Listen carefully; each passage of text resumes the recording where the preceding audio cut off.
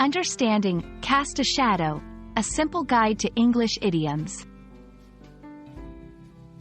Hello everyone, welcome to our English language learning series. Today, we're going to explore the meaning and usage of the phrase, cast a shadow. This is a common idiom in English, and understanding it can really brighten up your language skills. So, let's dive in. The phrase, cast a shadow, is used metaphorically in English.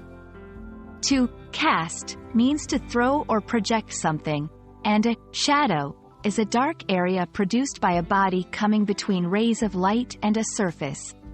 When we say someone or something casts a shadow, we mean that they create an influence or effect, often a negative or gloomy one, on a situation or on other people.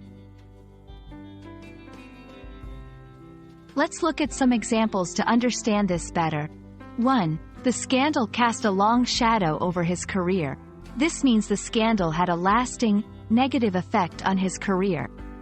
2. Her sudden illness cast a shadow on the family vacation. Here, the illness brought sadness or concern, affecting the enjoyment of the vacation. Sometimes, you might hear variations like, cast a long shadow, or cast a dark shadow.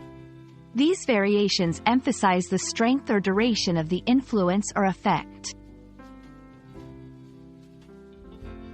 To use this phrase in your conversations, think of situations where an event, person, or thing creates a significant impact, especially if it's negative or sad.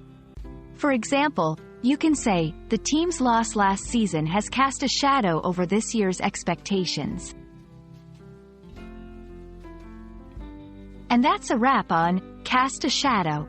Remember, idioms like this add color and depth to your English. We hope this video has shed light on how to use this phrase effectively. Happy learning, and see you in our next video.